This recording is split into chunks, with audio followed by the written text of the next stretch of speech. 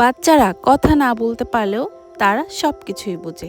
আজকে সকালে ঘরে ঝগড়া হয়েছিল। আমরা দুজন ঝগড়া করাতে বুঝতে পারিনি আমাদের ছোট্ট বাচ্চার উপর কী প্রভাব পড়বে। ওর ছোট্ট মুখে তখন ভয়ের ছাপ, চোখে জল, চুপচাপ একটা কোণায় দাঁড়িয়েছিল, ভয়ে কাঁপছিল। বুঝলাম ঝগড়াটা শুধু আমাদের মধ্যে না, ওর মনটাও ভেঙে দিল।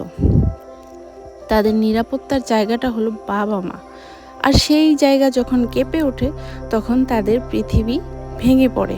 ইসলামে আছে, রাসূলুল্লাহ সাল্লাল্লাহু আলাইহি সাল্লাম বলেছেন, তোমাদের মধ্যে প্রত্যেকে দায়িত্বশীল এবং প্রত্যেকে তার দায়িত্ব সম্পর্কে জিজ্ঞাসিত হবে।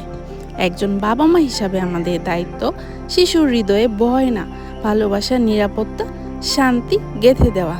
আমরা বড়রা নিজেদের রাগের আগুনে ওদের ছোট্ট হৃদয় পোড়াবো না। ওদের সামনে আমাদের শব্দ হোক দোয়া আর ভালোবাসাই, তাহলে ওরা শিখবে কিভাবে শান্তিতে থাকা যায়। অশান্তি দেখে বড় হলে বাচ্চাদের মন ভালো হয়।